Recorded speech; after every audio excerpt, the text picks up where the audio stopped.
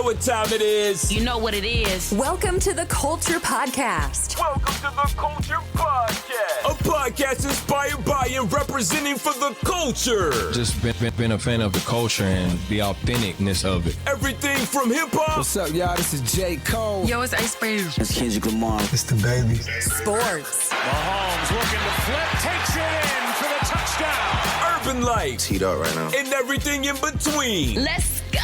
The show starts now with your hosts, Jeff and Anthony.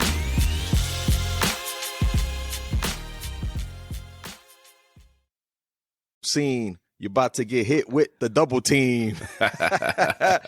Yo, this is your boy Jeff, but instead of my main man Ant, I'm here with Mikey Sheet today. What's good? Dude, I look like a monk in our video. I'm wearing my robe. I've got religious artwork above me. I'm coming with my monk lifestyle right now. Monk Mikey in the house. And are you like atheist? Yeah. I think you and I are in the same category probably, but yeah, I was like kind of raised Catholic, and dude, I fucking love Catholic art. Like, I think it's like so gold and gaudy and stupid. So I've got all this, like, I have this room where I have an altar, or not an altar, a pulpit. And then I've got like all this religious art because I love to collect it. You got the Virgin Mary in the background. It's like almost a mocking religion. But anyway, man, let's get right to business, man. First of all, I'm going to give a shout out to our Culture Crew members. It occurred to me that, I mean, we only made a couple of actual videos, like maybe 3 YouTube videos. I haven't given any shout outs to them. So, I mean, I'm going to put the graphics up on the screen for them. You know what I mean? Give a shout out because they also sponsor the show, basically. Yeah. Mikey Shee is a Culture Crew member. That's right. Salute to you, brother. Salute. Self-salute. We got D Block Hellwig, owner of Destiny Couriers out in Florida. No. We have, I got to keep up with these names because they keep changing the name. Oh, King Kaiser the Third. I think that's what he's going by now. King Kaiser the Third. I like it. Owner and CEO of Eric's Cleaning Services out in Florida. Tight. We got Tosh, which I don't think we ever gave her a nickname. It's just Tosh. We have Mel, a.k.a. Melly Mel. And we have Anonymous. We have a person that decided to just be called Anonymous. I love Anonymous. Anonymous donor. You can trust somebody who gives money but doesn't want the fame, you know? Leave my name out. You appreciate that shit, yeah. Yeah, I do. Anyway, I wanted the fame because I'm shallow, so yeah, I wanted to be shouted out. Plus, you're the only white boy on the set. So you got to rep. I got to stay here. I got to stand up for all of us, all the white fellas. I'm here to rep. Anyway, I ain't have time to put nothing on. I'm just in my tank top displaying the tattoos and the chain. Looks good. Yo, let's get into these topics, man. I have a potpourri of topics that I want to breeze through. We could do maybe 5 minutes each. Yep. You know what I mean? Oh, you just said potpourri. I was like, what the fuck's potpourri? You mean potpourri? Potpourri. Potpourri. Potpourri. Potpourri. Dude, that's the only way I'm ever going to say it now. Potpourri. Yo, it is potpourri, isn't it? Potpourri. Yeah. Potpourri. Potpourri. All right. I guess I'm going to start with the biggest story of the week, and we're going to probably spend more than 5 minutes on this one, and that's okay. Yeah. And I'm talking about P. Diddy, Puff Daddy, Sean P. Diddy Combs, Papa Diddy Pop, being sued by his ex-fling girl, artist. I don't know what you want to call her. Cassie. Yeah.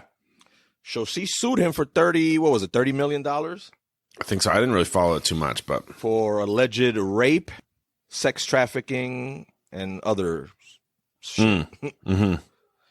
And before this recording, they actually just settled.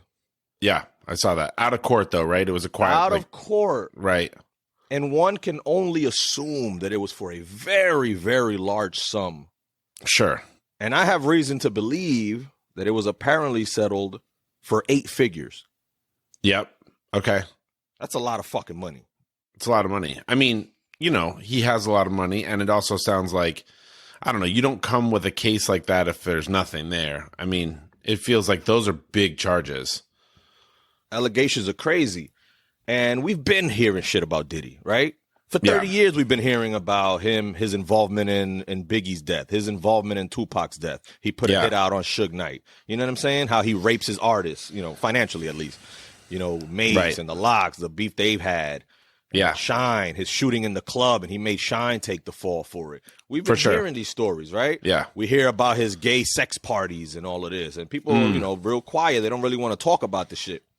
They say that the devil works hard, but Diddy's lawyers work harder. You know what I mean? I mean, it all kind of feeds into my narrative about billionaires. And like you can't have a moral billionaire. Like there's no way to make the amount of money that Diddy has or more than that, like as a truly good person. I think you have to fuck people over left and right. You have to be, I mean, the level of drive that he has is unhealthy. And I don't doubt that. I mean, for sure he fucked over his artists, obviously. If they were getting a fair cut, he wouldn't have the amount of money that he has now. And, Diddy's, you hear about his relationships with women, and like he has an upsetting track record with the way that he treats the women that he is married to and dates and all those things. And it's, I don't know, man. I always tend, I believe women in these situations, and it's like, I don't think that she's just coming into this situation for money. Like I think there was these are serious allegations, and I don't think most lawyers would take a case like this if there wasn't substance to it. So he, I don't know. Diddy, he's another one of those people that it's like Kanye, where people call him a genius, all these different things. Yeah, he's he's done some amazing things in music and stuff, but I don't put him on any sort of pedestal. And I don't, all the stories that I hear about him, like these are pretty consistent and they're probably true. But now the rumors are really going to come out. And we talk about the death of his ex. Right. So now there's going to be all kinds of speculation like, you know what I mean? Do you have anything to do with this shit? Right. I mean, it's hard for me to, like, when they started to speculate about, him like arranging the hit on Tupac. I don't know, man. I mean, there's Crips and Bloods that have spoken up about Sure. I don't know. It seems he doesn't feel like he's got that level of like, but maybe he does. I don't know. It seemed to me like they were all making money in that situation. The beef helped them, sell records. It seems weird to me that he would have done that. I don't know.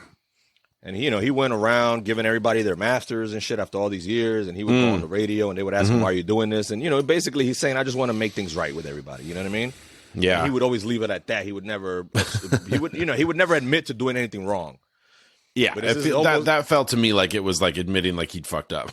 Not only that, I was stealing from you for a long time. Yeah, but he was like trying to clean his conscience, right? Like he's trying to turn over a new leaf, and he's done a lot of fucked up shit. Yeah, so now I don't know. I wish Ant was here because I would like to hear his take. But yeah, for sure. Is this when you settle out of court? And I know it's not always the case because I've heard Michael Jackson and Eminem and they've talked about this. You settle out of court a lot of times because you don't want to go through the rigorous, court shit and having to deal, years in the court and spending on court fees and lawyer fees. Yeah. But does this make him look guilty? Is this an admission of guilt when you settle out of court for a large sum of money? I mean, socially, I would say yeah, for sure. Whether or not it is, I don't know. I mean, it's one of these things where it's like for a lot of these guys, depending on the amount of money that you're talking about, like let's just say we're talking, 8 figures, is that 10 million? So 10 million and above. I mean, 10 million to Diddy, he's worth over $1 billion.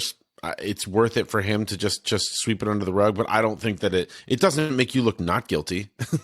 But you would have, if he had done a protracted legal battle, he could have spent more than $10 million easily on lawyers' fees and stuff. I mean, you don't come out of these things clean and more wealthy. It just occurred to me, like, a lot of the big name people that have always been in his life are all dead. Executive producers, people that put him in the game, obviously Biggie, you know what I mean? Yeah. The women in his life. Yeah, I mean, it's wonder, like, is this the epitome of like selling your soul to the devil? Right? I mean, yeah, who knows? I mean, it's one of the things is like if you're like 50 plus in the music industry, most people around you are probably dead. Like it's a hard industry to be in and stay alive. Like let alone drugs, all the different things. And he ran in a real fast paced crowd. I mean, Biggie, obviously that was like a unique situation, but I mean, just a lot of people die in and around music, and especially in and around hip hop. Yeah. So, all right. I mean, do you think this tarnishes his image? Is he going to lay low for a while? Is he going to do any more music? You know what I mean? I don't know. I mean, he's such an egomaniac, dude. I think he has to be fed. Like, do you follow him on social media? No, not really. Oh my God, he's the thirstiest motherfucker ever. Really? Like all of his, it's like he's in his crazy house and all of his videos, it's like he's a 15-year-old kid, like trying, just like, he just wants so much attention. I don't know, man. It's like, I wouldn't put anything past him. It's like when people say stuff about him, I'm like, yeah, that's probably true. He's kind of a monster. I normally don't judge people when they settle out of court for something. Right. But in this case, this might be the one exception. Because of how fast it happened, right? It was even real been a quick. Week no, she, it came out that she's suing him, and days later he was like, "Yo, we just gonna sell. We're gonna sell immediately," because that tells me that there's shit that he was worried that may come out in court that he wants no parts of. Well, this is because the settling out of court part isn't necessarily an admission of guilt, but I think the bigger part of it that usually comes with the settling out of court is a gag order. Like she's not allowed, she has signed crazy shit that she's not allowed to talk about any of it. And so the fact that he jumped on it so quickly makes me feel like, ooh, yeah, I mean, there's probably some real dark shit and he wanted to cover it up. The one thing she did talk about, and it might just even be the tip of the iceberg, was the one time that I guess she dated Kid Cudi. Yeah. Oh, and he tried to burn his car or whatever he did? Not tried. Or blew it up? Blew up. His car blew the fuck up. That's some mafia shit. You know what I'm saying? But that's what I'm telling you. He has the money to pull shit off like this. But dude, it's so fucking stupid. It's all so dramatic. It's like, hey, bro, like, I don't know. If you're really trying to like take out your enemies like that, like do it like a real billion, do it like a real king, and like just poison them or something. They won't catch you. Blowing up his car, the fuck out of here. But ultimately, when do we cancel Diddy the way we have R. Kelly, or at least I have, because I refuse. I mentioned it now, but I refuse to talk about that man on our show. Yeah. When does it get to the point where we just stop talking about Diddy? Because you know what I mean. I mean the dramatic stuff where it's like, oh, maybe he had Tupac kill, all the different like kind of mafia sort of things. That's only going to fuel his career, I feel like, and make people more interested in things. When it comes to like rape allegations and things like that, I mean, I don't know, dude. It's Diddy's done making his best work, so like. Might as well just cancel him now because like he's not really putting out any good shit. That new album of his, the new R&B album or whatever, pretty trash. Like there was like 4 good songs and like they weren't even that good. So I don't know. I think it's like just be done with him. There's better people down the road. All right, well, let's move on. Fuck you, Diddy. Fuck you, Diddy. You're old news, Sean. Speaking of new albums. Yeah. Tell me you heard this new Andre 3000 flute album. I didn't until this morning. You told me to listen to it, and I couldn't do it. Oh boy. I couldn't do it, man. The shit is utter trash. I mean, I'm not only because I'm not a fan of the flute, like I like the saxophone. If it would have been the saxophone, I probably would have listened a little bit more. But it's that's an awesome clarification. If it had been another wind instrument, I would have been fucking pumped about it. And it's called The New Blue Sun. Is that correct? Yeah, I think so. Well, the shit that I thought was funny was the name of some of the songs. Yeah. The very first song is called I Swear I Really Want to Make a Rap Album. It does feel like he's dragging all of us. Like, I don't know. I appreciate, dude, I have a lot of different thoughts about it, right? Obviously, Andre 3000, he's in my top 10, if not top 5 lyricists of all time. I want to hear an Andre 3000 album. And I want to hear the hip hop album that he wants to make, right? Like Speakerbox Love Below was like not, supposed to be each of their things or whatever, but I didn't feel like it was his truly independent project. It's crazy. I don't want to hear flute. You just mentioned him as one of the best of all time. He's probably in most people's like top 10s, top 15s, top 20s minimum. Yep. He's never had a single album. A solo album. Yeah. No, that's true. He's never. People talk about, Big Pun only had one before he died. Lauryn Hill only has one. This guy has none. Yeah, but I mean, his verses on his own albums, on his own songs, are unbelievable. Or in other people's songs too. For sure. I mean, his verse on Aquemini, I've talked about it on the show before, is like one of the best. The final verse of Aquemini is one of the best verses of all time. Just like he's just such an interesting lyricist. Like in my opinion, when you listen to the Donda album, he's the only reason to listen to it. Well, it's like the only part of the album that I find like touching. I know Kanye made the album trying to make it really heartfelt and like whatever. And I don't know, Kanye, I don't believe him as far as I could fucking kick him. But the Andre, like his verse on it is so awesome and so touching. Like, so what it's like what the album is supposed to be. Yeah, I don't know, man. I mean, it's like I appreciate that he's like trying to do new things. And have you watched any of the interviews with him, like where he's like at his laundromat? Like so weird. Like he goes to the laundromat in his neighborhood, like which must be, I don't know what neighborhood he's in LA, but like he has a nice house. Let's be real. He definitely has his own washer and dryer, and he goes there just to like talk to people and play the flute in front of them. I think that's fucking awesome. And he's always been eccentric, but a flute album, I mean, he's going to be the butt of a lot of jokes for a while. Look, another song is titled "That Night in Hawaii When I Turned Into a Panther and Started Making." I'm trying to read this shit. And started making these loud. What the fuck is this? That one night, the night in Hawaii when I turned into a panther and started making these low registering purring tones that I couldn't control. Shit Amazing. was wild. That's the entire title. Shit was Great. wild is at the end. I love it. That's the name of the song.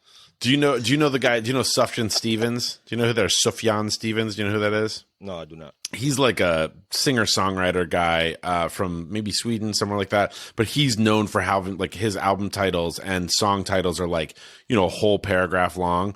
So I feel like, yeah, Andre's just been like eating mushrooms, doing a bunch of hallucinogenics, and then he's like, let's make this fucking flute album and make it nuts. I'm into it. I don't know. Be weird. All right, man. Yeah. Let's keep it rolling. Yeah. You know how I feel about Nas. He's number one on my all-time rappers list. Sure, as he should be. He has launched the quote-unquote Paid in Full Foundation to provide financial and healthcare support to pioneers of hip-hop. Dude. Yeah, sorry. You go. No, my only question was, why did he name it after a Rockefeller movie? Is that him, like, is that a shot? Is he still taking shots at Jay? Or is that like a more of a praise or paying homage to something, that had a big cultural influence? Yeah, but don't you think it's just that it's a classic hip-hop, it's an iconic, it was an album title, song title? Yeah. Yeah. But to me, that when I think of Paid in Full, I think of that movie where, is Mekhi Phifer in that shit? Mekhi Phifer. I don't know. See, that's the thing. You don't think of Eric B. and Rakim first? I don't. See, the reason I thought about it is that... but now that you mention it, you're right. He's probably paying homage to them. It's like the first high-selling album, right? And so, I mean, I was thinking about it recently because Rakim's been on a bunch of stuff, and people have been calling him out or making fun of him for wearing the same gear on different shows. So he'll like wear the same hat or wearing the same whatever. And it's like right out of the early 90s, bro. And I was thinking about him, dude, and I'm like, yeah, how much money does Rakim have? Like, how much money is he actually making from like Eric B. for president or whatever? Like, he can't be making that much money. Yeah, he's not a fucking billionaire, and he hasn't like diversified it. Like, rappers nowadays are like, I mean, like we've talked about this, Jay-Z and Nas are like giving fucking investment advice on most of their songs now. Like, dudes weren't doing that back in the day. Like, Big Daddy Kane, like, how much money does Big Daddy Kane have? And, like they said, like, this is, I don't know, it makes sense to me. It's interesting that it all came, because I've been thinking a lot about that. Like, the dudes who are the foundational hip hop guys, like, they're working at a car wash. Yeah, you made a good point, bro. That's bad. That's bad on my part. I fucked up. No. It's definitely Paid in Full, that he's paying homage. Yeah. And it's like that came before him, you know what I mean? Yeah, and Paid in Full. It's like, going full circle. Yeah, it has different meanings. It definitely makes sense. Yeah. I mean, I think it's cool. Jay was recently asked about him making more songs and making more albums, and he said, it has to make sense to him. It has to be something that's giving something to the universe, to the world. You know what I mean? Yeah. He's not making the same bullshit that he was making anymore. Like you said, they're on the songs and they're trying to give financial advice to people. He's not going to be on the song saying ignorant shit, talking about how he was selling drugs in Brooklyn. Because he did all that. He did that for 20 years. He made his money. They're on another wavelength now. Yeah, and it's at some point there is kind of also like the age thing comes into it, and it's like when Snoop's making fucking party songs and he's 54 or whatever he is, it's kind of like, I don't know, bro. Like, just be real. Like, you're starting to drink some Metamucil, you're going to bed at 8:30 a.m. or 8:30 p.m. Like, you're not like partying like you were before. So it's like I like the fact that they're I don't want to say acting their age, but it is like, it's cool to be, it's cool to be making music about stuff that you're actually going through. So, and Jay-Z, like, we talked about the whole, have $500,000 or have lunch with Jay-Z or whatever. And he was like, don't be a fucking dumbass. Like, take the money, you can buy my albums for $40 or whatever. Any like wisdom I want to impart to you is going to be on the albums. So, I appreciate that, the sentiment about things. Did you mention Snoop Dogg? Yeah. Did you hear about Snoop Dogg? What have I heard let me about? read Oh, his it's direct, like stopping smoking weed? I'm going to read his direct quote. Okay. He said, after much consideration and conversation with my family, and I can't even read this in my mind in his voice, right? Right. I can't even picture him saying this. After much consideration and conversation with my family, I've decided to give up smoke. Please respect my privacy at this time. Like if somebody died or some shit. Right. First of all, like you said, they're trying to, act their age, and Snoop Dogg is probably close to 60 now. Probably, yeah. I don't believe that shit for 1 second.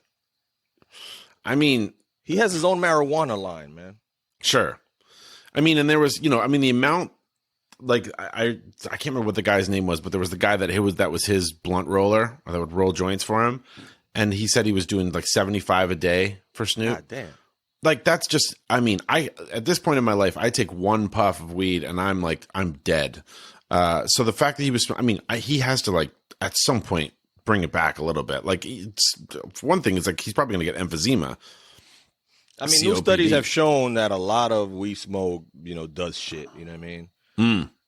But again, 70 blunts is 70 blunts. That's overkill. Jesus Christ. That's just too much. I don't expect him to quit. I expect him to minimize his smoking. I have a good friend who's like the drunkest dude that I've known in my life. And I saw him recently and he's like, I stopped drinking. And I was like, cool. And as he's telling me that, he has a beer in his hands. And I was like, well, you're drinking beer. And he's like, yeah. I start drinking hard alcohol. Like, and he had 12 beers that night or whatever. But like, I stopped for drinking, him, I'm drinking less frequently. Yeah. For him, that was not drinking. And so for Snoop, I think if he smoked 3 or 4 blunts a day, it'd be like, that would basically be the equivalent of stopping smoking. So, yeah. Maybe he meant stop smoke. And so he's only doing edibles now. Yeah, he's still gonna. Valid. That might be a little healthier. He just probably, his body just at this point needs weed. Yeah, they're probably going withdrawal and shit. There's just certain artists that I can never fathom them quitting marijuana or cannabis in any form. He's one of them. Redman, Met the Man, or others. You know what I mean? Yeah, and that's their whole gimmick for sure. And like, a lot of times the art suffers. I mean, look what happened with Eminem. Eminem cleaned up, and his music went to shit. So that's a fact. I don't know. Snoop's not really making that much music anymore. And Redman, all he's doing lately is skydiving. Have you seen that? Yeah, I have. He's just skydiving all the time. He's like, I'm skinny. He tried the acting thing, and then as soon as they wanted him to get the vaccine, he quit. So. Oh yeah, we're not gonna see him on the big screen any longer. Good for him. I don't know. And actually, Snoop was in a song recently, because I was going to ask you if you heard it, and I'm talking about the new DJ K Slay Rolling 200 Deep song that recently came out. I don't know it. You know how K Slay always had these little 10-minute, 20-minute, 15-minute, 30-minute, 40-minute songs, right? Yeah, like posse cuts and all the things. He would put 20. It started off with like 20 people, then 50, then 100. Now they're up to 200. And I sat there and I watched this fucking shit on YouTube, and it's over an hour long. And there's literally 200 artists. And each artist does 8 bars, and I counted it. Almost on every guy to make sure that nobody went over or under. It was literally 8 bars. They were only allowed, and a lot of them said it in the bar, like Slay only wanted me to do 8 bars, whatever. And it was 8 bars, each guy, for 200 guys. Awesome. Are they all in studio in the video? Is that the... No. They all recorded their shit separate, it looks like. Okay, so it's like cameo videos or whatever? And then they would like send it to him, you know what I mean? I mean, that's the only way to do it. Otherwise, that song would have cost $2 million. I'm sure it took a long time to edit, because you can tell that some guys were probably off beat, or some guys, you know what I mean? Like, you could tell that some guys were recording the video, and the vocals weren't, aligning with the shit. The they were amount like of covering lag. their mouth, so you can't see that it's not. But it was well made though. Like, it must have taken a long time to edit and to make. I can't even imagine. I mean, I'm listening to that Open Mike Eagles show, What Had Happened Was, and he's got Questlove on this season. And Questlove was talking about the Roots albums, and he's just one of the main things he's talking about is just mastering things and just like doing, like, just making sure all the levels are right on stuff. And how long it takes per song. That K Slay song, sending in like cell phone footage, I can't even imagine how long that took to master. You know what I mean? And then the beat switches up, and I mean, it's, for the most part, it's the same beat for an hour, but you know, it has different cadences to it and different rhythms to it and different parts. So people have to jump in, and you have to make it sound right. Oh man, that shit probably took months to put together. And you mentioned Snoop, so he was on there. He has a little verse on there. I can't remember everybody that was on it. It was 200 people. A lot of them were like underground. A lot of them were guys I never heard of. It's just guys from K-Slay's convenience store. And some of them, he's in some of the parts of the videos, K-Slay's with them, you know what I mean, on the streets and shit. One of the people that stood out to me was Big Daddy Kane. Yeah. Because he's on it, and he had one, to me, and obviously my opinion, I'm an old school head, he had one of the best verses on the shit. Yeah. You know what I'm saying? You get guys, you know, from the 80s and shit that come on, and it doesn't really translate well. You know what I mean? They're still stuck in the shit. Yeah, it can be touch and go. Yeah. Yeah, but Kane, he's still spitting. Yeah. And they had older guys on there. They had, I'm trying to think, Melly Mel. What's the dude that's always on steroids? Melly Mel. He was on there, you know, his verses or whatever, you know what I mean? Yeah. And they had some other dudes that were real old, and you're like, you could tell it's dated. It's dated rapping. For sure. Yeah. And then, they haven't changed up their style.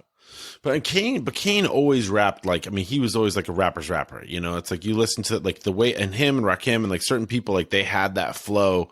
You know, Will Smith talks about it a lot with the Summertime verse, like whether or not Rakim wrote that, because it was just like it's ahead of its time. And they can you still listen to Rakim rap now, and he raps with the beat in a way that's very modern.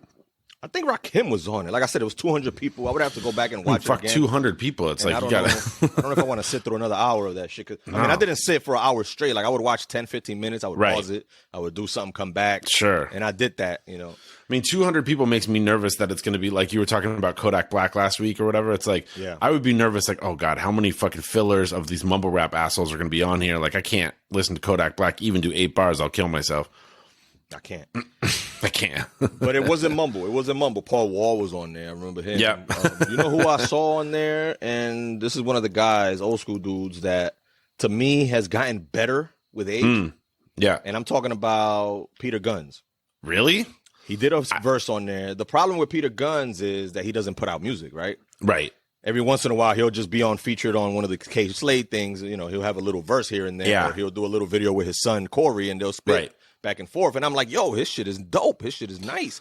But he's just been living off of that one-hit wonder for the last 30 years, right? Yeah, he's for sure. You know, but I'm like, yo, I'm listening to it, and I'm like, damn, Peter Panky still has it, bro. He's nice. But yeah, go check that shit out, bro. That's a dope video, bro. I mean, if you have an hour, if you're bored with it. I'll reserve an afternoon for it.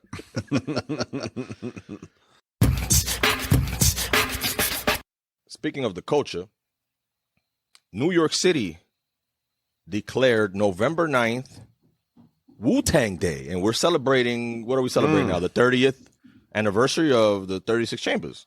Yeah. To the 36 Chambers. Yeah. Which makes me feel old. I mean, I just turned 40. I just celebrated my 40th birthday in Jamaica. Shout outs to me. Happy birthday. Just came back. And it makes me feel old. I'm like, shit, it's been 30 years because I had this album as a child. Yes, you were 10. I was 10 and I remember my dad broke it. Yeah. My dad walked in my room and I had Enter the 36 Chambers. Yep. And I also had the DMX Is Dark and Hell Is Hot CD. Right.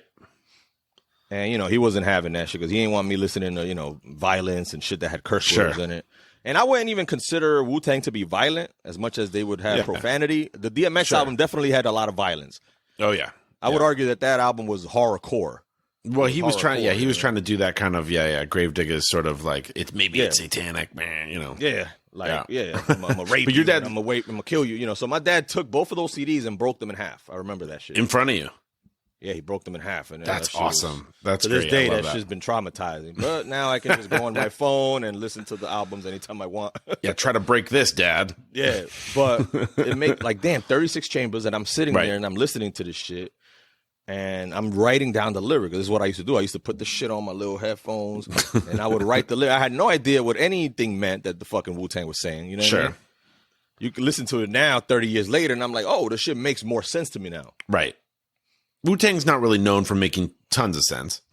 No, especially Ghostface. ODB. Yeah. Ghostface don't even know what the fuck he's saying. Didn't he admit that shit in one time? A lot of the shit, he didn't even know what the fuck he was saying. Oh, yeah. I mean, when Ghostface also was one of those people who, like, like he was more. It was more about finding the rhyme than it was kind of making a story or whatever.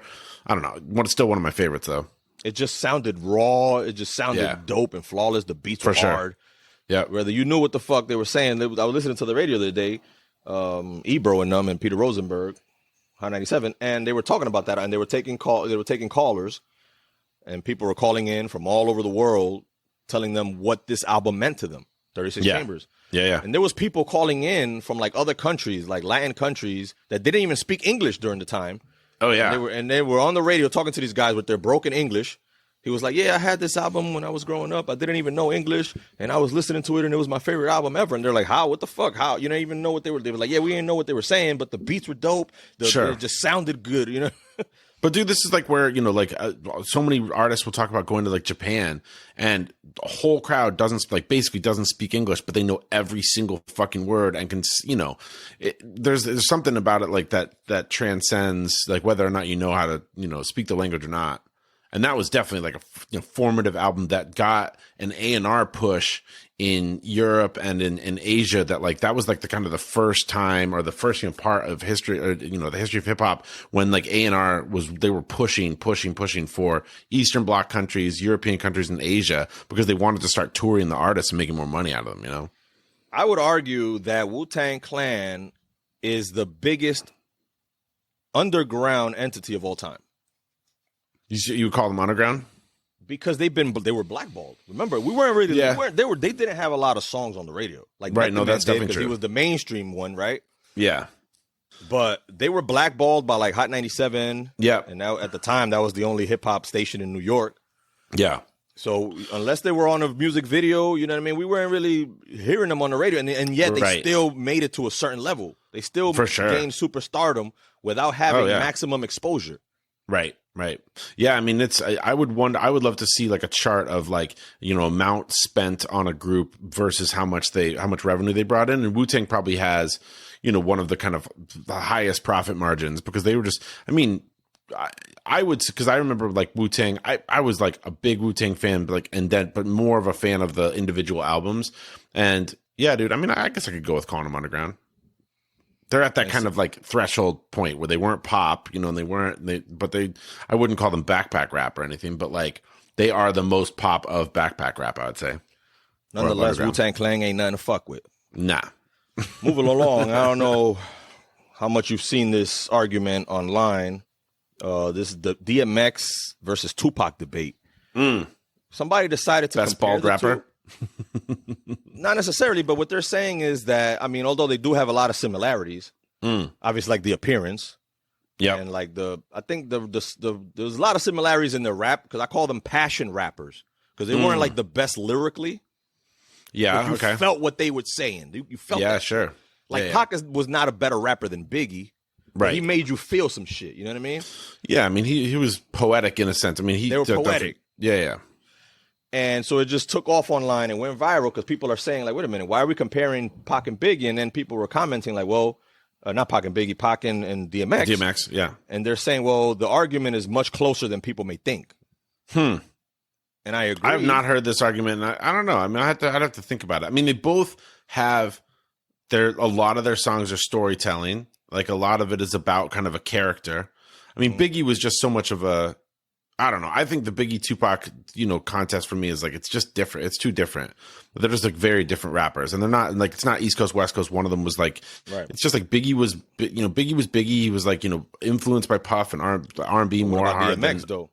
DMX, I don't know. I always think of DMX kind of in his own category. I don't think of DMX as like a lyricist for sure. No, I mean, but it is like kind of from the storytelling perspective. I can see where he could be compared to Tupac, and I don't know. I'll have to think about it. I got to chew on it.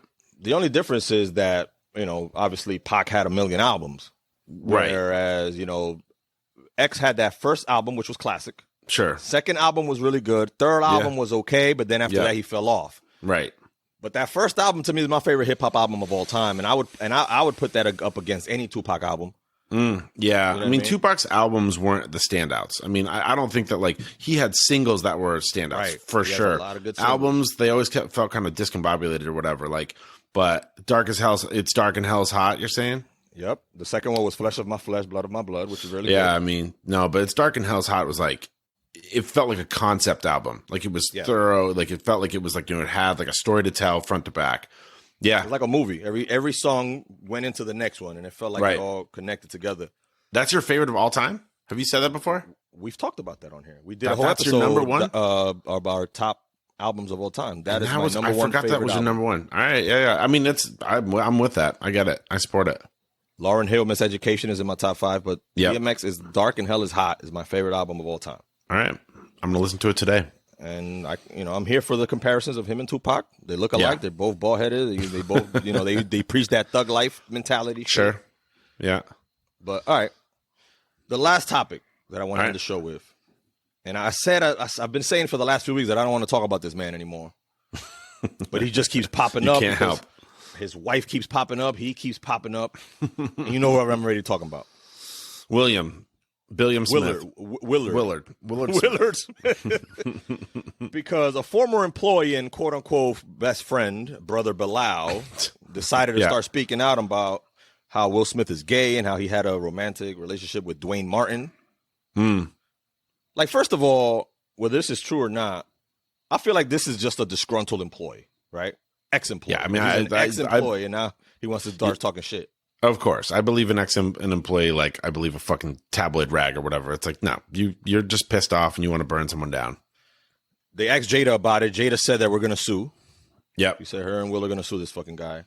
So, I mean, there's been rumors that Will is gay and gay parties and whatever, right? There's been rumors about that shit. I mean, he played gay characters on TV and he played them very well.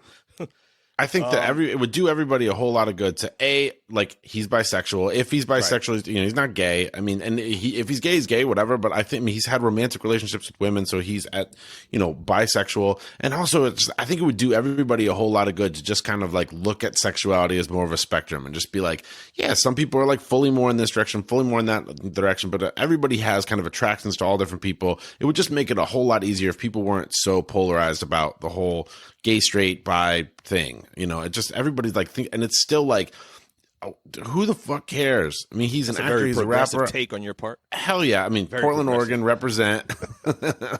Just calm the fuck down. Who cares what holes they stick anything into? It's their biz. You fucking liberal. You know it, baby. But yeah, I mean, if he's gay, that's fine. I think they should just leave this man alone, right? Like, just let's just leave him alone for like a year. Let him bounce back.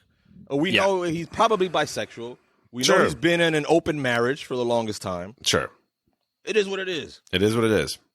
And it's like, in Hollywood, it's like, I don't know. It's just the one thing I think that all of this proves is that, like, through all of this and like listening to Will's new podcast and everything, like I think he's just like a really, like a pretty nice guy. I also think he's pretty affected by Hollywood. He's kind of ridiculous, like might refer to himself in the third person.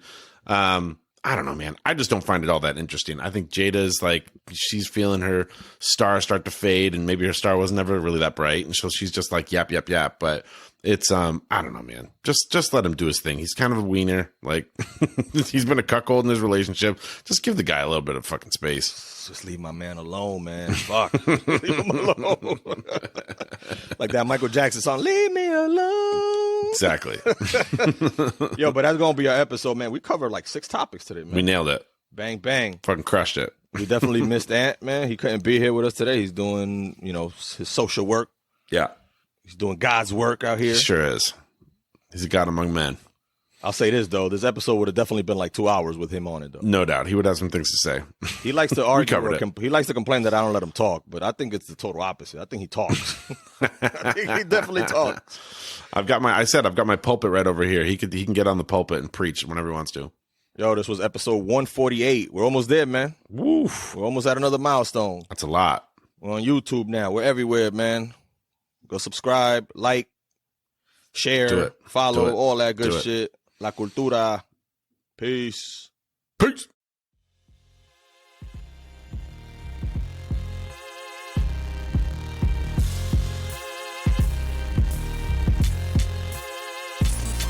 Thanks for listening to the Culture Podcast. We hope you enjoyed today's episode. For more info and updates, connect with us on our website, theculture.one, or on Facebook at The Culture Podcast 2020, or follow us on Twitter and YouTube at The Culture 2020. I always follow them. Please subscribe to the show and leave reviews and comments where you listen to podcasts.